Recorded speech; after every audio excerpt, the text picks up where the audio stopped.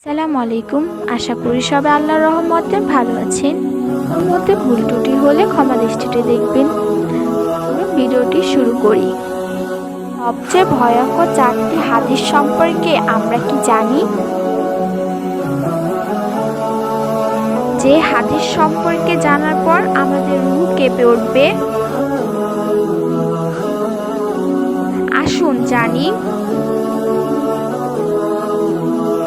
প্রথম হাদিসটি হচ্ছে, রাসূল সাল্লাল্লাহু আলাইহি ওয়াসাল্লাম বলেছেন, যে ব্যক্তি অন্যের গুনাহ নিয়ে খোঁটা দেয়, আল্লাহ তাআলা তাকে সে গুনাহ না করা পর্যন্ত মৃত্যু দিবে না। প্রিয় হাদিস, রাসূল সাল্লাল্লাহু আলাইহি ওয়াসাল্লাম বলেন, মৃত্যুর পর তাদের মাথা পাথর দিয়ে ভাঙা হবে, যারা ফজরের নামাজ না পড়ে ঘুমিয়েছিল এবং যারা কুরআন গ্রহণ করে তা ছেড়ে দিয়েছে।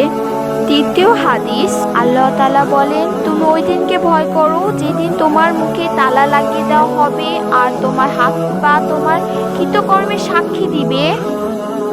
চতুর্থ হাদিস, আল্লাহ তাআলা বলেন, আমি ইচ্ছা করলে সবাইকে হেদায়েত দান করতে পারতাম, কিন্তু আমার কথা অবশ্যই সত্য যে আমি মানুষ ও জিন দ্বারা জাহান্নাম পূর্ণ করব।